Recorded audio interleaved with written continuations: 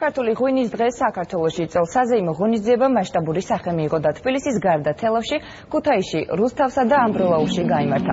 ღვინის დღის აღნიშვნის ძირითადი მიზანი ადგილობრივ ბაზარზე ქართული ღვინის პოპულარიზაცია და ღვინის მოხმარების კულტურის ამაღლება. თბილისში ვარდების მოედანზე ღვინის მწარმოებელმა კომპანიებმა მომხმარებლებს საკუთარი პროდუქცია წარუდგინეს. მოეწყო ღვინის აღლუმი და ქართული 525 ვაზის ჯიშით მოხატულ მაისურებში ჩაცმული მოხალისეების მსვლელობა გაიმართა. ქართული ღვინის დღეს ვარდების მოედანზე პრემიერ-მინისტრიც დაესწრო და კომპანიების მიერ წარმოდგენილი პროდუქცია დაათვალიერა.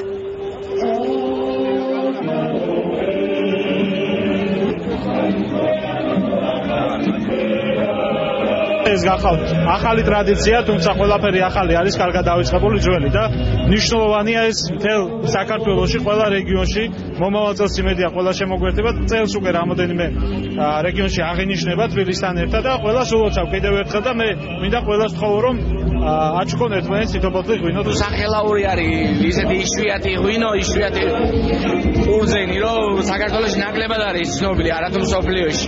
ამიტომ პირველ რიგში ესეთი ღონისძიებები ჩვენ გვაძლევს ცნობადობისთვის კარგ საშუალებას იძლევა ესეთი ღონისძიებები და დასწრებად ჩვენთვის მნიშვნელოვანია და სამნახადო ჭაჭა უნიკალური ადგილას მოყვანილი ყურძენი. ჩვენ გვაქვს ესეთი ამბიცია. ძალიან გვინდა რომ ქართული პროდუქტი ჭაჭა, რაც არის ჩვენ ნაციონალური სიამაყე, მე ასე ვფიქრობ. დავაყენოთ ისეთ პროდუქტებთან ერთად, როგორიც არის ვისკი, ამდენი რა ვიცი. უფრო მეტ ისტორიულ კულტურას დამოვიწყეთ წინ. კარგი იქნება როგორც ჩვენთვის ქართველებს, ასევე ტურისტების, მსხვილებისთვის, რომელსაც უნდათ რომ გაიცნონ ქართული ერი, ქართული კულტურა, ქართული ტრადიციები. ბევრი კარგი კომპანია წარმოდგენილი და იმედი მაქვს, რომ ხალხი კმაყოფილი დარჩა მრავალფეროვნებით და ხარისხით, რომელიც აქ არის წარმოდგენილი. ქართული ღვინის დღის ფარგლებში ღვინის ეროვნული სააგენტოს ოფისში ქართული ღვინის ცენტრი გაიხსნა. ქართული ღვინის ცენტრი ღვინის მცირე მუზეუმს, ენოთეკას, მარანს, სადეგუსტაციო ოთახებსა და სასწავლო აუდიტორიებს მოიცავს. ცენტრის გახსნას პრემიერ-მინისტრი ირაკლი ღარიბაშვილი დაესწრო. ქართული ღვინის დღე 2014 წელს დაწესდა. ღვინის დღის აღნიშვნის ძირითად მიზანს ადგილობრივ ბაზარზე ქართული ღვინის პოპულარიზაცია და ღვინის მოხმარების კულტურის ამაღლება წარმოადგენს. ორგანიზატორების თქმით, ღონისძიება ტრადიციულ სახეს მიიღებს და ყოველწლიურად აღინიშნება.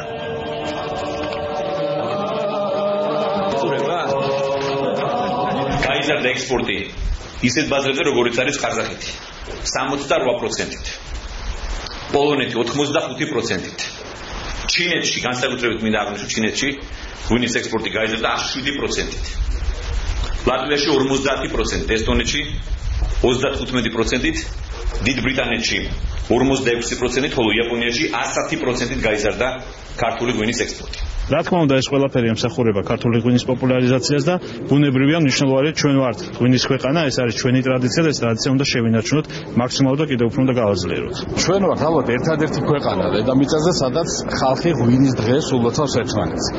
ეს არის, რა თქმა უნდა, მნიშვნელოვანი პოპულარიზაციისთვის ბუნებრივია. პირველ რიგში შიგ საქართველოში, რომ ღვინის მოხმარება იყოს ბოთლის ღვინის პირველ რიგში და იყოს ღვინის მოხმარების კულტურა შეესაბამებოდეს ჩვენს მაღალ ტრადიციას.